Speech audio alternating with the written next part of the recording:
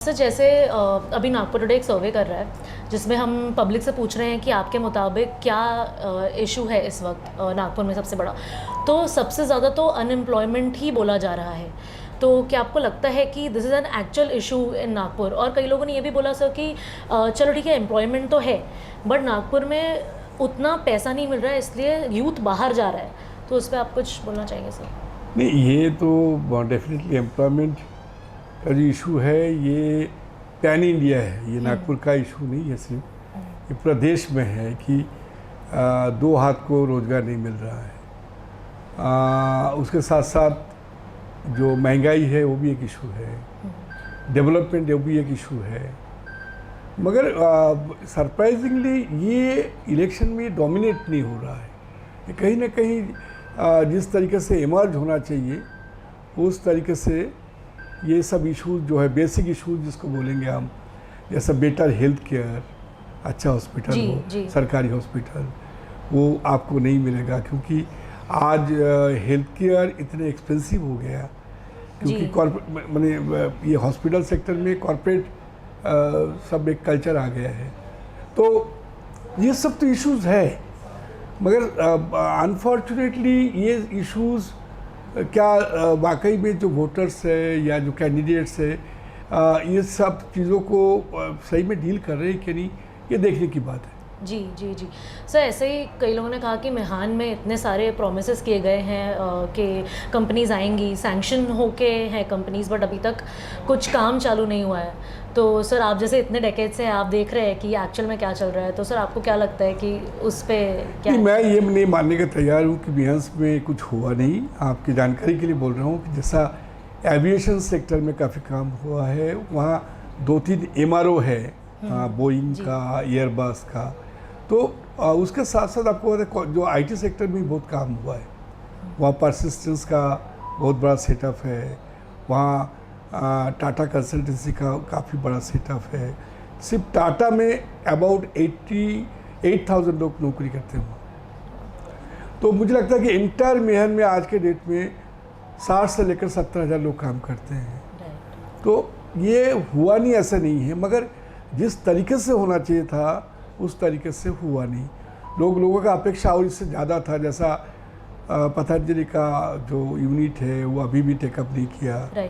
तो ये सब इशू है, मगर काफ़ी उसके साथ साथ काफ़ी काम हुआ है, मगर ये इनफ नहीं है कोई भी बड़े शहर के लिए। सर आपके मुताबिक क्या सबसे बड़ा इशू है नागपुर में? नागपुर की बात की जाए तो देखिए, मैं दोबारा बता रहा हूँ कि जो बेसिक इशूज़ को कोई डील नहीं कर रहे हैं।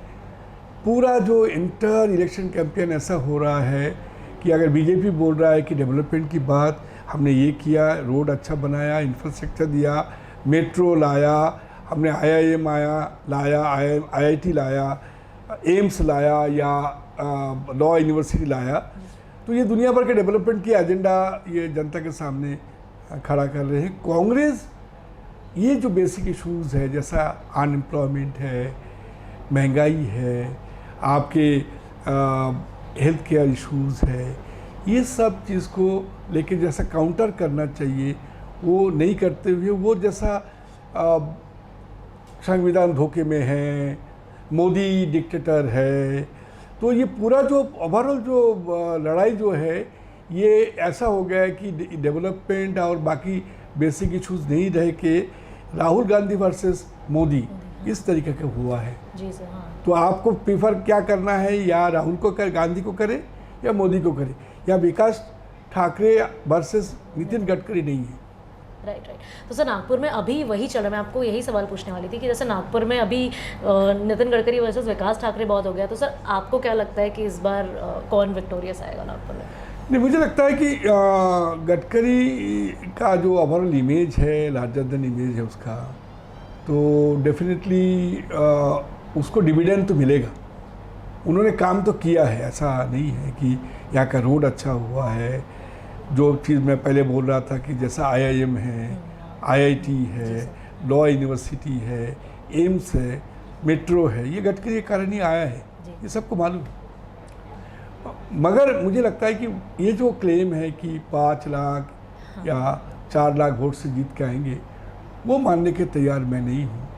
मुझे लगता है कि जो मार्जिन जो भी है वो 50,000 और 1 लाख के बीच रहेगा, उसके ऊपर नहीं आएगा। Margin would not exceed 1 lakh, okay क्योंकि विकास ठाकरे अच्छा फाइट दे रहा है। उसका 2-3 कारण है कि विकास ठाकरे ऐसा कांग्रेस का लीडर है जो पहले नागपुर का मेयर थे, इसके कारण मोहल्ले तक उनका जानकारी है, और उसके साथ साथ वो कांग्रेस का सिटी का प्रेसिडेंट भी है, तो पूरा शहर को ठीक से जानता है वो। तो ये भी एक ये भी कारण है कि ये पूरा एंटायर जो फाइट है ये एक गडकरी के लिए सेफ पैसेज नहीं है। It is a tough one. Right. तो सर आप यूथ के लिए कोई अगर मैसेज देना चाहे अभी चुनाव के पहले? मुझे लगता है कि सबको वोट देने के लिए आना चाहिए बूथ में, क्योंकि अल्टीमेटली आप जिसको चाहते हैं, जो आपको रिप्रेजेंट करे, जो आपके लिए एक अच्छा सुबह लेके आए, वो तो पीपल्स रिप्रेजेंटेटिव होगा। तो वो अगर सही में आपको लाना है तो सबको सामने आना चाहिए, सबको वोट करना चाहिए, और पर्टिकुलरली जो यूथ से जो साइजेबल सेक्शन है वोटर्स में, वो सामने आए और 19 तारीख का जो वोटिंग का डे है उस पर मैक्सिमम अपना पावर है, अपना वोटिंग पावर है, उसको एक्सरसाइज करें। तो जैसे भी वोटिंग के लिए 10 दिन भी नहीं बचे हैं, तो आप यूथ को कोई मैसेज देना चाहेंगे? यूथ को, जैसे आरएसएस हो, कांग्रेस हो या फिर जो भी पार्टी हो, सभी ने यही मैसेज दिया कि आप ज़्यादा से ज़्यादा अपने वोट का इस्तेमाल करिए और अपने विवेक के हिसाब से आप वोट दीजिए। और प्रचार के समय में जो है अलग अलग प्रचार होते हैं, हर कोई आपको आकर्षित करना चाहता है, तो आप खुद ही समझें कि आपको वोट किसको देना है, अपने विवेक से वोट दें। जी सर, जैसे गडकरी का ऐसा क्लेम था कि वो 5 लाख के मार्जिन से जीतेंगे, तो आपका उस पर क्या कहना है? आपको क्या लगता है विकास ठाकरे उन्हें कितनी टफ फाइट दे रहे हैं इस वक्त? फाइट तो हर कोई बोलता है कि टफ है, उसके कारण भी गिनाया जा रहा है कि भी गडकरी साहब ने बोला था कि हम प्रचार में नहीं आएंगे, फिर भी प्रचार में आए, पर 5 लाख की लीड थोड़ी ज़्यादा ही लगती है। उसको गणित भी समझाया गया उन लोगों ने, कांग्रेस के लोगों ने, कि 5 लाख की लीड के लिए इनको 80% वोट लेना पड़ेगा, तो वो मुश्किल है। फिर भी वोट मार्जिन 1 लाख के करीब हो सकती है लीड। अच्छा, ठीक है। सर आपको क्या लगता है कि विकास ठाकरे और नितिन गडकरी, उनके दोनों के पॉजिटिव्स और नेगेटिव्स अगर आप अपने ओपिनियन के हिसाब से बता सके तो? गडकरी साहब का जो विकास पुरुष वाली पहचान बनी है, हाँ। वो बहुत अच्छी है, और गडकरी साहब का भले वो खुद होकर काम न करे यानी सामान्य कार्यकर्ता बनकर, पर उनके सारे कार्यकर्ता यहाँ पर एनएमसी से लेके विधानसभा से लेके सब लगे हुए हैं और सभी में उनके पैठ हैं। निर्विवाद है कि भी वो एक अच्छे नेता हैं, हर कोई उनको अच्छा नेता मानता है।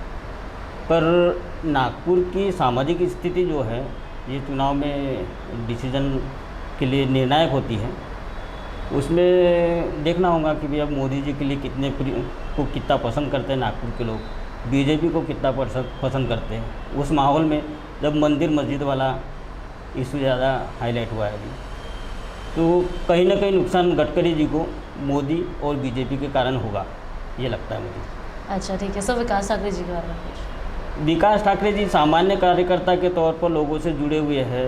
उन्होंने अपनी पार्टी को, अपने संगठन को बड़ी मजबूती के साथ पकड़ के रखा है, मजबूत रखा है। नगर सेवक जीता है उन्होंने, विधानसभा में भी अपने लोगों को जीता है, पर अभी गुटबाजी से कितने उबर पाएंगे वो, ये चुनाव परिणाम बताएगा। जी सर, आपको क्या लगता है नागपुर में फ़िलहाल सबसे बड़ा इशू क्या है? मतलब गवर्नमेंट ने किस पे ध्यान देना चाहिए? नागपुर में जो लोकल में सवाल उठ रहे हैं पब्लिक के बीच में, हम जाओ तो वही बोलते हैं कि भाई विकास का मतलब सड़क नहीं है, रोड नहीं है, तो इस तरफ ध्यान दिया जाना चाहिए। आप आउटर में जाइए, अभी भी टैंकर चल रहे हैं और हम 24/7 पेयजल योजना की बात करते हैं।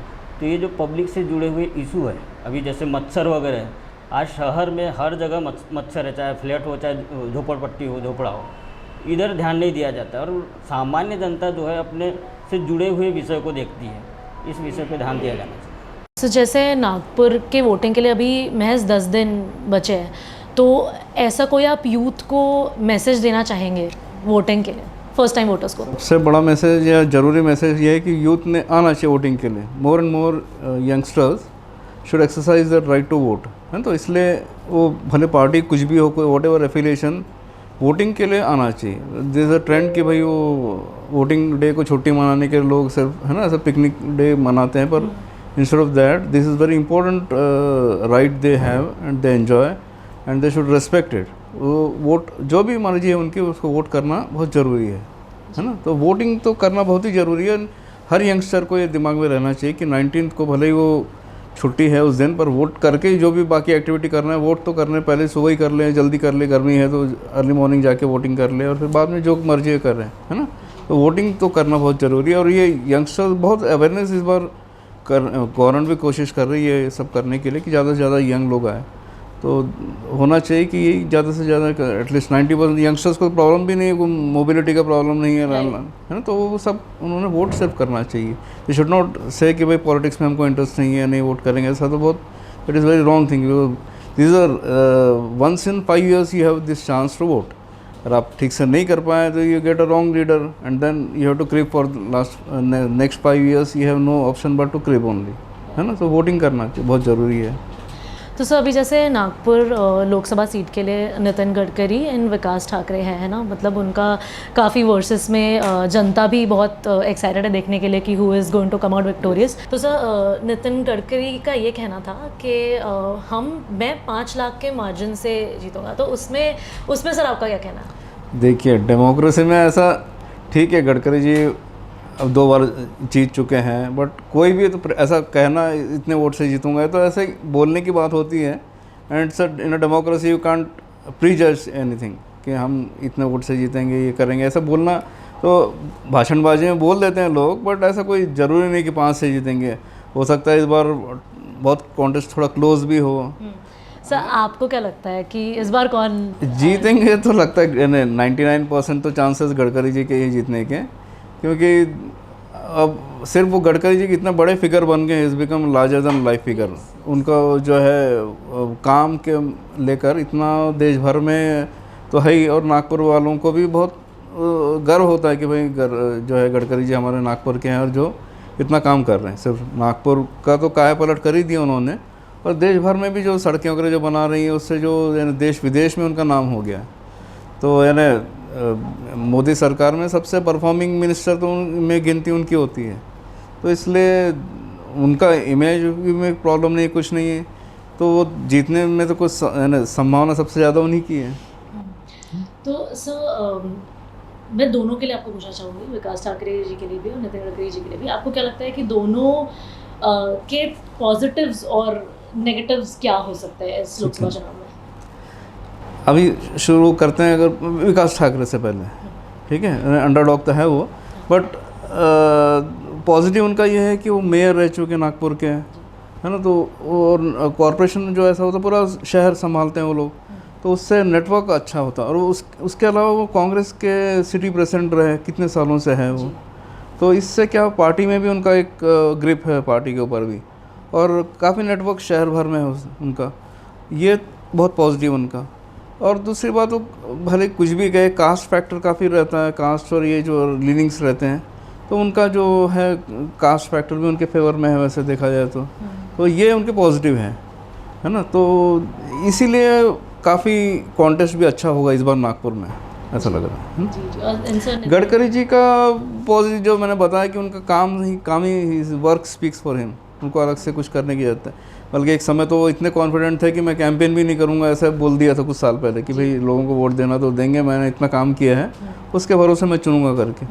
पर ठीक है, अभी वो कैंपेन होता है, सभी बाहर निकलना पड़ता है उसको, क्या उनकी वाइफ को और बच्चों को भी बाहर निकल के सब कैंपेन करना पड़ता है, सब कर रहे हैं।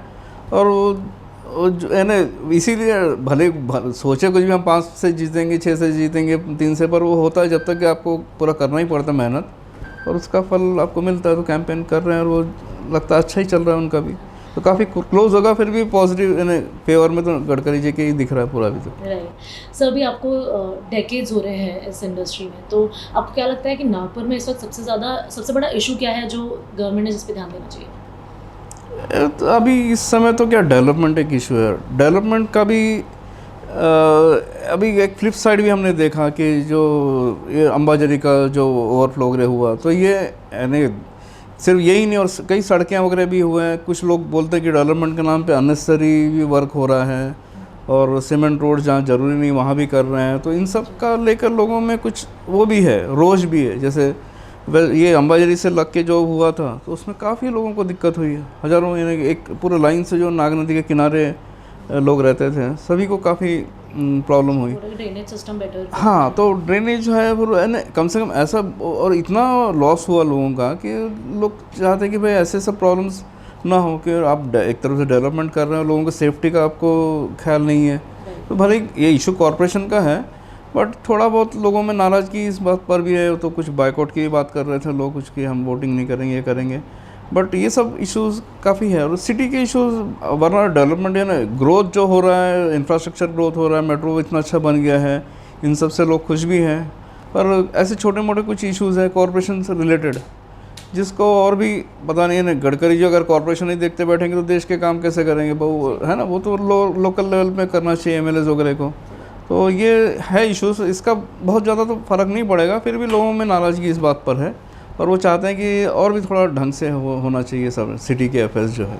तो सर अभी जैसे लोकसभा चुनाव में वोटिंग के लिए अभी 10 दिन भी नहीं बचे हैं, तो सर आप यूथ के लिए क्या मैसेज देना चाहेंगे? देखिए, जहाँ तक नागपुर का सवाल है, नागपुर में भी उसी तरह बेरोजगारी है जिस तरह से कि पूरे देश में है। आज कम से कम 18 से 20% बेरोजगार युवा पूरे देश में भटक रहे, वही हाल हमारे नागपुर का है। पिछले 10 वर्षों से नितिन जी गडकरी यहाँ के सांसद हैं, उन्होंने धरातल पर विकास तो किया है, मिहान वगैरह में भी किया है, मेट्रो में भी लाया है, उन्होंने काफ़ी कुछ रोज़गार उन्होंने लाए। लेकिन नागपुर में जितने विकास की, बेरोजगारी दूर करने की आवश्यकता है, वो पूरी होती नहीं दिख रही है। जी, तो सर अभी जैसे नितिन गडकरी ने कहा था कि वो 5 लाख के मार्जिन से जीतेंगे, तो उस पर आपका क्या ओपिनियन है? देखिए, नेता लोगों का दावा करना एक बात होती है और ज़मीन पर धरातल कितने उतर कर आते हैं वोट, ये बिल्कुल अलग बात होती है। 5 लाख का दावा वे आज भी कर रहे हैं। जब भी हम उनसे मिलते हैं तो हम 5 लाख की मार्जिन से जीत कर आएंगे, ऐसा नितिन जी गडकरी का कहना है। लेकिन प्रगट में ऐसा लगता नहीं, क्योंकि पहली बार जब वो चुनकर आए थे तो करीब 2.5 लाख से आसपास कुछ उतनी मार्जिन, वोटों की मार्जिन से वो जीत कर आए थे। दूसरी बार नाना पटोले ने खासी टक्कर दी थी उन्हें और 2,16,000 की मार्जिन से वो जीत कर आए थे। इस बार थोड़ा कंपटीशन है, टफ है इलेक्शन, 1-to-1 फाइट है। विकास ठाकरे कांग्रेस के खड़े हैं और वंचित बहुजन आघाड़ी का भी उन्हें समर्थन है। और इसके अलावा बहुजन समाज पार्टी का कैंडिडेट भी उतना स्ट्रांग नहीं दिख रहा है।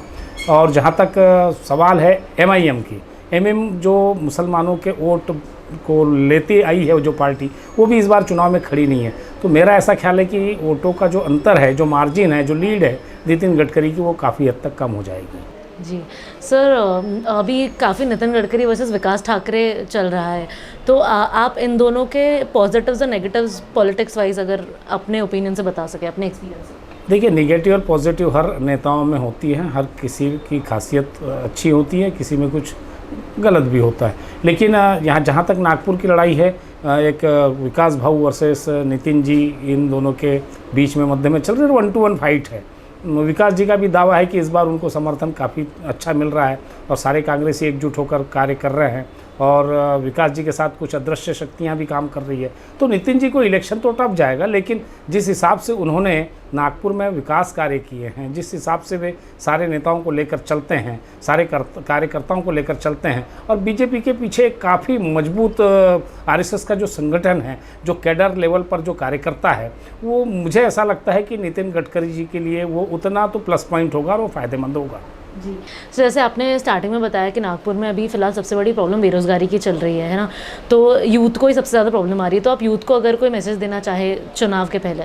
भाई, यूथ को मैसेज तो यही है कि वे अपने विवेक पर अपना मतदान करें। पहली बार जो वोट देने वाले जा रहे हैं उनमें तो काफ़ी उत्साह भी है और उन्होंने वोट देना ही चाहिए। बस ये है कि उनको जो कैंडिडेट अच्छा लगे उसको वोट दीजिए। उन्हें लगता है कि इससे देश का, प्रदेश का, क्षेत्र का और अपने नागपुर का विकास हो सकता है, उसको वोट देना चाहिए। बस मेरा संदेश यही है कि यूथ ने सोच समझ कर वोट देना चाहिए। ये सोशल मीडिया के बहकावे में नहीं आना चाहिए, ये जो हवा चल रही है इसकी उसकी, इस तरह से नहीं सोचना चाहिए। आपने सभी युवा मतदाताओं ने अपने विवेक पर डिपेंड होकर उस पर मतदान करना चाहिए जो आपका विकास कर सके। सर, आपको क्या लगता है कि विपक्ष को खत्म किया जा रहा है?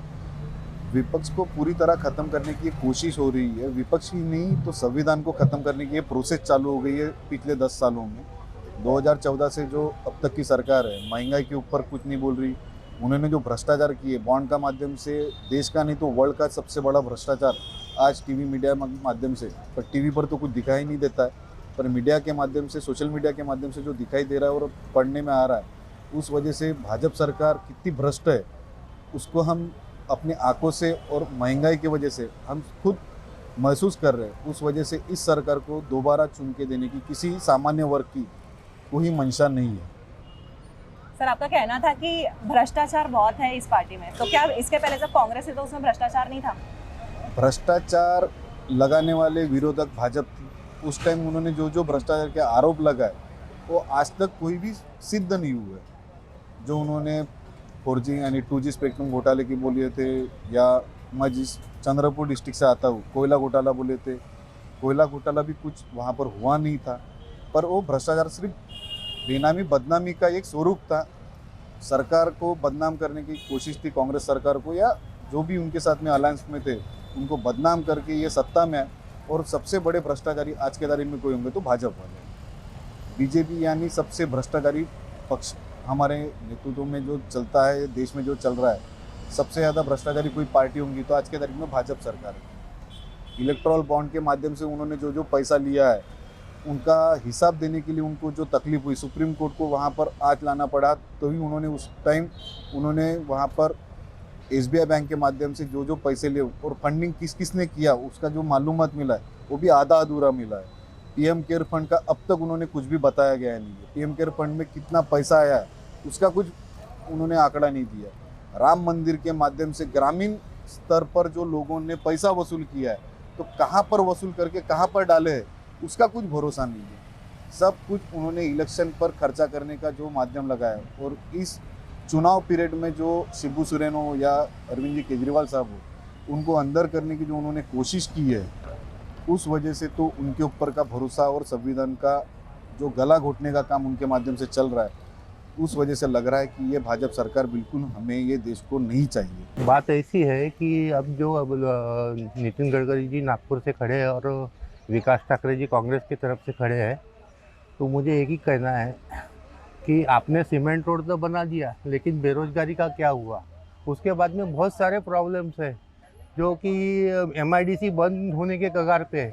नई MIDC खुल रही है लेकिन रोज़गार कुछ नहीं है। फैक्ट्रियाँ खुल रही है लेकिन रोज़गार नहीं है। आपने रोज़गार के संबंध में तो कुछ बात ही की है नहीं, सिर्फ आप ऊपर से ये कर रहे हैं, अंदर से बुरा खोखला है। तो मेरा मानना ये नितिन गडकरी जी से यही है कि आप इंफ्रास्ट्रक्चर को बढ़ाते हुए रोज़गार को भी बढ़ाइए। मिहान में रोज़गार की स्थिति ऐसी है कि लोग नौकरियां छोड़ के जा रहे हैं, फैक्ट्रियां बंद हो रही है, तो इसका क्या होगा? बहुत सारी ऐसे प्रॉब्लम्स हैं, युवाओं के प्रॉब्लम्स हैं, हाँ, जो दलित है उनके प्रॉब्लम्स है, शोषितों के प्रॉब्लम्स है। तो ग्राउंड लेवल पे जो दिखता है वैसा है नहीं नागपुर में, तो वो इसको सुधारना चाहिए। 5 साल में आप नाग नदी में बोट चलाने वाले थे, उसका क्या हुआ? हाँ, वो तो पूरे धरातल पे है ना। तो मैं एक जागरूक नागरिक की तरफ से बोलता हूँ कि ये सब पूरा ये होना चाहिए। और मेरे हिसाब से कैसा कि आपने 2-2 3 टर्न कर लिए, लेकिन उसमें सिर्फ रोड का ही दिख रहा, बाकी के कुछ दिख नहीं रहे। लेकिन आज गवर्नमेंट की जॉब नहीं है, गवर्नमेंट की जॉब पूरी हो गई है। आपने मुझे क्वेश्चन किए, विकास ठाकरे और नितिन गडकरी जी अगर यहाँ चुन के आते हैं तो डेवलपमेंट के क्या व्यू रहेंगे? अगर विकास ठाकरे चुन के आते हैं तो उनका दायरा बहुत कम रहेगा, उनको सिर्फ एक नागपुर लेवल तक ही नॉलेज है। और गडकरी जी सिर्फ नागपुर के लिए चुन के आए वो बड़ी बात नहीं है, वो देश के हित के लिए बहुत बड़ी बात है। उन्हें पूरे देश में जो रोड और इंफ्रास्ट्रक्चर डेवलप किया है उससे जो एक टाइम का बचत हुई है वो बहुत बड़ा योगदान रहेगा उनकी। और उन्होंने जितने एक जैसा अमरनाथ, कैलाश पर्वत, चारधाम यात्रा के लिए जो उन्होंने रोड का जो प्लान बनाया, मैप बनाया है, वो एक बहुत अच्छा मैप है। और उसके लिए सभी को हमको जाने आने को, सभी दर्शन के लिए बहुत सुविधा होंगी। इसलिए मैं चाहता हूँ कि गडकरी जी चुन के आए तो उनसे ज़्यादा हमको फ़ायदा रहेगा, देश के हित में फ़ायदा रहेगा। सर, आप तो अभी गडकरी जी से और विकास ठाकरे से दोनों से क्या एक्सपेक्ट करते हैं कि उन्हें डेवलपमेंट का लाना चाहिए? भी देखो, गडकरी जी का तो कोई तोड़ नहीं है आज के दौर में, आने वाला समय कह नहीं सकते। और जो नागपुर का नहीं, पूरे हिंदुस्तान का जो विकास हो रहा है, उस विकास के पूरी जिम्मेदारी गडकरी जी को है, जाती है। और उनको मैं इसीलिए भूमिपुत्र बोलता हूँ, और वो है भी भूमिपुत्र। तो मेरा ऐसा मानना है कि चाहे कोई उनके खिलाफ खड़ा हो जाए, लेकिन जीतकर हमारे गडकरी जी आएंगे। वो हमारे बहुत प्यारे हैं, बहुत चाहते हैं। आपकी बार नहीं, जब तक सूरज चांद रहेगा नितिन गडकरी जी का नाम रहेगा, ऐसा मेरा मानना है और सबका मानना है। धन्यवाद। देखिए, गडकरी साहब को हमने देखा है, ये थर्ड टर्म पे आ रहे हैं। आपने उनका अभी तक जो विकास देखा है वो सिर्फ ट्रेलर है, पिक्चर आना बाकी है। एक बार फिर से उनको चुरा के दो, फिर देखो कैसी बढ़िया पिक्चर बनती है, कैसा विकास की गंगा बहती है। गंगा नागपुर में नहीं, महाराष्ट्र में नहीं, हिंदुस्तान में नहीं, पूरे विश्व में उनकी गंगा का लहर चलती रहेगी। Thank you. चाहे ठाकरे जी हो या नितिन गडकरी जी हो, जो भी अपनी कॉन्स्टिट्यूंसी में अगर चुन के आते हैं तो वो उस एरिया का, उनके कॉन्स्टिट्यूंसी का प्रॉपर डेवलपमेंट करें, बस यही हमारी इच्छा है। नागपुर शहर में जो भी खासदार चुन के आए, हमारे पब्लिक की जो भी छोटी मोटी तकलीफ़ें हैं, जो भी यहाँ पे आज की तारीख में जो तकलीफ़ें हैं, वो पार्टी के लेवल से उठ के उनको दूर करना चाहिए। ये हमारी इच्छा है। हम भले बीजेपी के हैं, मगर कोई भी आए, गडकरी जी का तो सबको मालूम है गडकरी जी क्या क्या काम कर रहे हैं और उनका देश में कैसा नाम है और उनकी क्या क्या उपलब्धियां हैं, आपसे छुपा ही नहीं है कुछ भी। मगर फिर भी हम यही चाहेंगे कोई भी आए, मगर हमारी पब्लिक की एक एक तकलीफ दूर होना चाहिए। यही मैं इच्छा रखता हूँ और हमारे ग्रुप भी यही चाहता है। पर्टिकुलर एक्सपेक्ट कर रहे हैं, जैसे गडकरी जी आ रहे हैं, गडकरी जी जैसे आएंगे तो हमारे रोडों का तो विकास भरपूर होना ही होना है। हमारे देश की जो, या नागपुर शहर की बोले या देश की बोले, जो बेरोज़गारी की समस्या है और व्यापारियों की जो मेन तकलीफ़ है, उस पर फोकस करना चाहिए। हम व्यापारियों को दिक्कतें बहुत बढ़ गई हैं और उसकी तरफ पार्टी ने दिल से ध्यान देना चाहिए। काफ़ी तकलीफ़ें बढ़ गई हैं, मगर बेचारे व्यापारी क्या है, कहीं जा नहीं सकता, बोल नहीं सकता किसी को, और उसकी सुनवाई नहीं हो रही है। और जैसे जीएसटी के कुछ मुद्दे हैं, एलबीटी बंद होने के बावजूद भी आज भी एलबीटी से भुगत रहे हैं लोग। ये सब चीज़ें, समस्याएं जड़ से ख़त्म होना चाहिए। एक शेर था, खुदी को कर बुलंद इतना कि खुदा बंदे से पूछे बता तेरी रज़ा क्या है। आज की तारीख में गडकरी जी ने वो मुकाम हासिल किया है इस शहर में अपने कार्य के द्वारा। आज लोग ये चाहते हैं कि गडकरी जी कितनी लीड से आएंगे।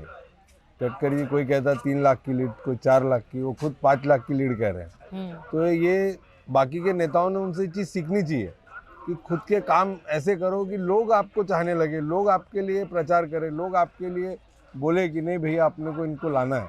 आज जो उन्होंने विकास कार्य करके दिखाया है, जब वो थे तभी भी अड़चन परेशानियां कार्य करने के लिए थी। फंड से लेके हर चीज़ की दिक्कतें थी, हर काम को कराने के लिए अपने इंडिया में कई प्रकार की परमिशन लेनी पड़ती। उन सब का सामना करते हुए उन्होंने हर कार्य को करके दिखाया। तो नेताओं ने उनसे सीखना चाहिए। आज जो उनके विरोध में खड़े विकास ठाकरे जी, उन्होंने भी अपने फील्ड में अपने इसमें कार्य किया है, पर आज उनके और उनके बीच में अगर मुकाबला देखा जाए तो पलड़ा गडकरी जी का ही भारी दिखता है। गडकरी जी जो खड़े हैं अभी, और वो जो काम कर रहे हैं रोडों का, वो बहुत ही अच्छा कर रहे हैं। काफ़ी इम्प्रूवमेंट हुआ है हर जगह। हम चाहते हैं वैसा ही हो। मेरा ये एक्सपेक्टेशंस है कि इतने सारे रोड खोल के रखे हैं, नॉर्मल पब्लिक को इतनी परेशानियां हो रही है। इधर से जाते हैं, उधर रोड बंद है, इधर खुदा हुआ, इधर बनता है, इधर खोद डालते हैं। आधे से ज़्यादा रोड बंद पड़े हैं। तो ऐसा क्यों नहीं हो सकता कि पहले एक रोड आप बनाकर उसको कंप्लीट करके फिर उसको खोल करके फिर आप दूसरा रोड खोदो। गडकरी साहब ये बार फिर से बड़े मतों से चुन के आने वाले हैं। उन आदमी का मैंने एक लेख पढ़ा था कि अंबाझरी से अम्बोरा तक नाव में हम यात्रा करेंगे। ये हम सोच भी नहीं सकते हैं, ये उनकी सोच है। और वो ऐसा होता है ना, तो उनके जैसा आदमी कोई है ही नहीं। इतना बड़ा विजनरी लीडर, वो वर्ल्ड के सबसे बड़े विजनरी लीडर है। हाँ जी, मैं Jatinder Pal Singh, Rotary Club Nagpur North का एनवायरमेंट डायरेक्टर हूँ। पूरे नागपुर में जितने भी पेड़ लगते या ख़राब होते उनकी देख रेख करता हूँ। कल गडकरी जी हमारे लाफ्टर क्लब में आए तो बहुत अच्छा लगा, उनका बहुत अच्छे से हमने स्वागत किए और उनके हाथ से हमने शुरुआत की 2 पेड़ लगाने की। तो मेरा यही कहना है कि नागपुर में जितने भी कंस्ट्रक्शन डेवलपमेंट हो रही है उसको पर्यावरण को नुकसान करते हुए ना हो, क्योंकि डेवलपमेंट होने के लिए अपने को कुछ ना कुछ तो सेक्रीफाइस करना पड़ता है।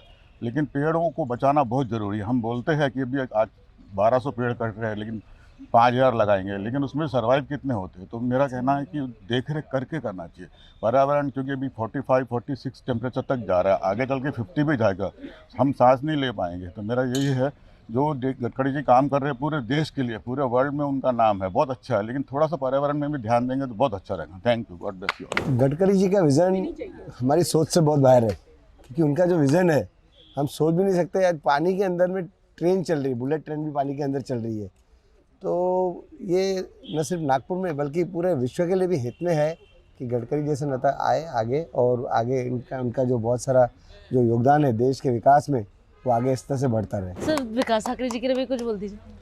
विकास ठाकरे बहुत अच्छे लगते हैं, लेकिन आज देश को ऐसे लोगों की जरूरत है जो काम कर पाए। वो भी काम करेंगे ठीक है, लेकिन इनका जो दायरा बहुत ज़्यादा बड़ा है, इनके दायरे बहुत बड़े होने की वजह से ये नागपुर को भी फायदा होगा और देश को भी फायदा होगा।